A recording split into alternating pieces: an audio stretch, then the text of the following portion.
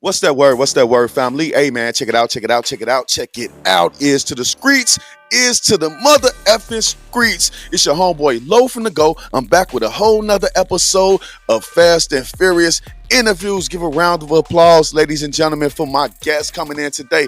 Yeah! I had to break out the legendary shirt because today on the show we have a real, true Chirac, Chicago, Chi-Town, Windy City street legend.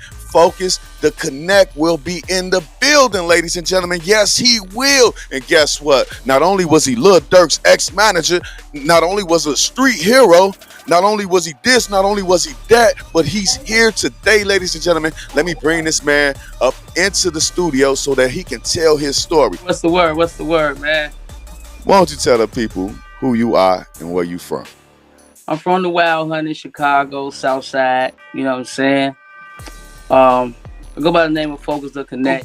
I did a lot of things. I come from the streets. You know what I'm saying? I'm a major part or piece in the music and hip hop community of Chicago. I've made a lot of history. One of the pioneers that perpetuated the drill music, the drill era, and a lot of you know what I'm saying, hip hop. And I used to do shows and open mics and stuff to showcase the talent of the underground and independent artists in Chicago. Man, I've done a lot, man. We can get on with the interview and just as we go along, man, I can tell y'all a little bit more about myself. Our first question is, can you give us the history of your music career all the way until now, bro? Well, I started off doing street promotion for a group by the name of LEP, Infrared Music Group. If anybody knows G Count, Mooney, Big Rub, and those people like that, I started out doing street promotion with them and did a little bit of marketing. Went from there, ended up doing open mics, and I had ended up met rest in peace to my homie Corey, and shout out to my man Lakes of Headliners, ENT, and Murdoch, and all those guys. Started off with Curry, three of us. Right. Shout out to Big Brad. You know what I'm saying? Represent Street Bullies. Big Brad is a major promoter and a major part of a lot of Chicago hip hop. He's responsible for bringing a lot of people here, from majors, from Gucci, and a lot of people, bro. The list goes on. That's like majors, and he you know, taught me a lot to put us together.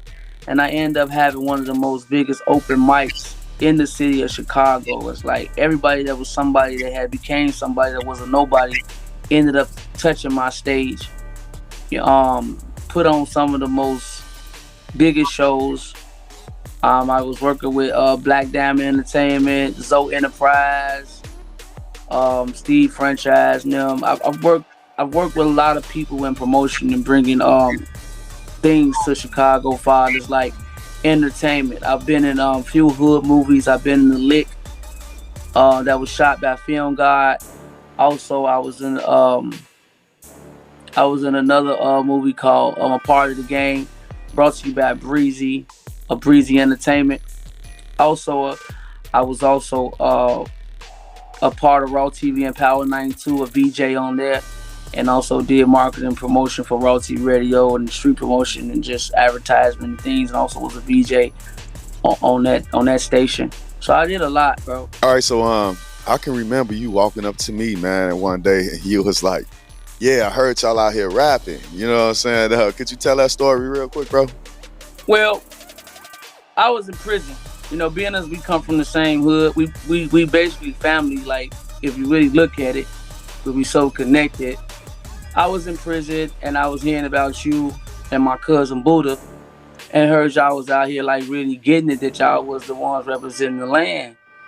And then, you know what I'm saying, you know, and y'all was really had them bars or whatever. So, you know, I wanted to go to people that I knew, you know what I mean? And I came looking for you, and I'm like, man, bro, I want to fuck with you. You accepted it with open arms. We was kind of young in the game at the time. You probably was a little bit more advanced because you was doing it before I got out. You know, dropping music and mixtapes and everything. And then, you know, me and my man White Mike used to work for the the collections up in Roseland. That's the community that we're from. And I just felt like, you know what I'm saying, I want to work with somebody. We know I didn't care about the background and any of that. I just wanted to do music because that's my passion. And then when I was incarcerated, I used to watch BT and all that. And I was like, man, I want to go out there and be a part of making my city great because I feel like we was being overlooked. I feel like, you had the Do or Dies, you had the Twisters, you had the R. Kellys, but I feel like there was nothing really solidified the unity in hip hop and putting the spotlight on our city like New York and California and the ATL had. So I used to watch like, man, I want to go out there and do something great for my city. I'm also a writer and rapper myself, but being that, you know what I'm saying, I was a little behind, I didn't really focus on that. I really focused on the business aspect of the game and learning the game, because it was new to me far as that aspect of the game. I used to freestyle on the block or whatever, or freestyle in jail or whatever, and write raps and entertain that way, but it was nothing like the business aspect of what I know now and what I had to go through to get here. If that makes sense. It makes a lot of sense to me. So that was way before you became a DJ with the Power 92. Way before I even. It's actually my grind is what landed me there. Shout out to Shy Biz and Shondell. You know what I'm saying? Shout out to them. That's what really landed me there. We meet up. We start connecting together on the music. We start, acknowledging each other as fellow MCs in Chicago. Back then, it was a great time for Chicago music, especially for me, because I used to go places and we used to rap, and then that'd be it. We rapping. We all rappers. It started to seem like some type of, fraternity.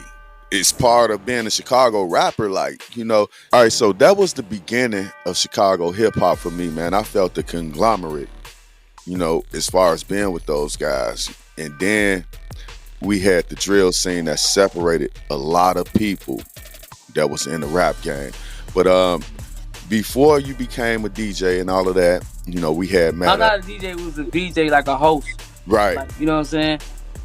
I wish I did know how to DJ, man. Rest in peace to my man DJ Juice. But go ahead. So rest in peace to Juice, man, my homeboy, man. After you started doing that, what was your next step once we had Matt? What was the next step after that? The next step was I ended up meeting this guy that I was in tune with, this Mexican guy. He plugged me with his wife's brother, which was Wally, at UGTV. I went over there, and they were starting a new like hip hop, I guess. I don't know what you want to call it, but they had a TV show. It was on the cable network and on Channel 19. And I just went over there, and like one day, bro, they just threw me in front of the camera. Like LEP had a listening party and they didn't have a host, and I just got threw in front of the camera, bro, and I did a great job. And then I ended up building a relationship with them, and they also was trying to do music. So I'm like, man, shit, I told you and Mike, we're gonna go down there and meet with them, see what they talking about, and how this can benefit us and what it can do. Let's just go see. I wanted y'all to go with me because I felt safe with y'all with me, with some people that I know and my guys with me that I was trying to build what I was trying to build at the time with, so we can get on and get it popping. You end up meeting a Mexican guy, and what type of doors did that open for you? It opened a lot of doors because media is very powerful. You know what I'm saying? Media is a very powerful outlet. It put a spotlight on me and landed me a job at Power 92 at the radio station FM in Chicago with Raw T Radio. It opened many doors for me in so many different ways. It gave me leverage. Not to take away anybody's expertise or talent as to what they brought to the table at the time, but it was something about me that I had something that they needed that they didn't have, because I knew how to get us through doors that normally, that normally they couldn't get through. You know what I mean? I was able to talk my way into doors like, big jams and stuff like that for us to do media coverage and interview some of the biggest of artists. And it just turned into something. It turned into something big, Man, that sounds powerful right there, bro. So I want to dig just a little bit deeper into your background. How was it growing up for a young Focus Da Konnect? Uh, Man, basically, it was hard like any other inner city kid. You know what I'm saying? Like, you know, they come from a dysfunctional background or a dysfunctional family. Um, it was kind of hard where you had to fend for yourself and make certain decisions of survival on your own, and you had to grow up before your time. And you had to get it. It was either kill to be killed, live or let live, live or let die. That's how I feel like it was. It was most definitely, as you say, a pilgrimage, and it was most definitely a test and a molding because of the things I've seen, the things I've done, the things I've heard, and the things I have experienced. So you grew up with your grandma, right? Facts. Could you tell us about that? Well, my OG at the time was on drugs. You know what I mean? My old man was on drugs, so it's like my grandma took me in.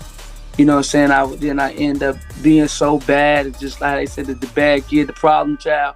Actually, I was gonna name myself the problem child one time. I remember when I was looking for a name, as for a stage name, and I was so bad it got to the point she couldn't handle me. I ended up in the group home and foster care and stuff like that. You know what I'm saying? I ended up running away from there, coming back to the block.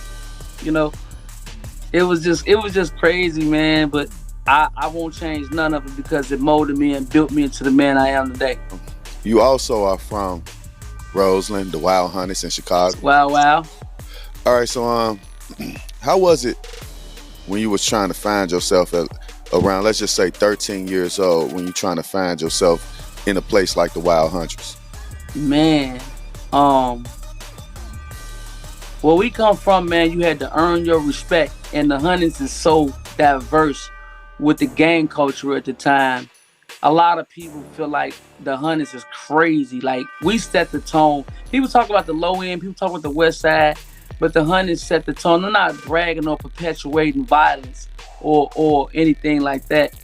But it's so crazy because on one block you had the BDs, on the next block you had the GDs, on one block over there, you know what I'm saying, one block apart you had the Vice Lords, and then you had the Stones. Like, it was just so crazy. People didn't even understand how did we survive, and we ended up warring with one another when we so close. So a lot of people think that everybody in Chicago is affiliated. Not saying that they actually joined, but saying that they are affiliated with a certain side. If you live on a particular block, you are affiliated with these guys, even though you may not even be in their gang, right? Per se. Did you have to pick a side when you was out there as a young Most man? definitely had to pick a side. It came to that point. At first, it was like, okay, back then, at first, like how we come up, when the BDs and GDs was like warring in the city, we was on the same block. You know what I'm saying? It was BDs and GDs was sharing the same block, hustling together, eating together, until some form of separation came and dividing. You had to pick a side. It's like your down there best friend became down there your enemy. What side did you pick and why? I picked the side of the Black Disciple. And the reason why I picked, I don't know. It was just something I just felt like, I just wanted to be there. I felt that's what I wanted to be. I don't know that. I don't know. I just picked it. I don't know. It just happened that way. That's something I can't explain. Okay, so you picked the side of the Black Disciples. Now, this is in the late 80s, early 90s, right? Yes, sir. So you were around when Lil Yami, the whole incident involving Lil Yami happened, right? I wasn't around per se physically, but I was in tune, connected the way I was connected. You know what I'm saying? For what I held at the time and who I was and what I had, you know what I'm saying, earned to be at the time, fathers in leadership and stuff like that. But I was incarcerated at the time fighting the case. Did you know Lil Yami? Personally, yes, I know him very, very well. All right, so you knew him very well. Yes. All right, on the internet, a lot of people are thinking he was just some crazy, like 11-year-old killer in the streets. Was he really like that? Let me say this. how they say he was with the shits, but I think they oversaturated or put too much on it as far as him being what they paying him out to be. I guess because he was 11, and the story that they put out there as far as the murder that was caught, um, dealing with him that they tried to charge him for, that hit nationwide news. Yummy actually used to damn near live in my house, in my home. His mother and my mother were like best friends, and then plus, no disrespect to nobody's family, but my mother was on drugs, and Yummy mother, it's already out there at the time. Yummy mother was on drugs, but they grew up together. Him and my mother was like, what I'm saying. My mom used to take care, his mom used to take care of each other, and it been times that Yummy and them used to want to find rest, and I come home and these little niggas in my room playing my Nintendo and all on my bed. You know what I'm saying?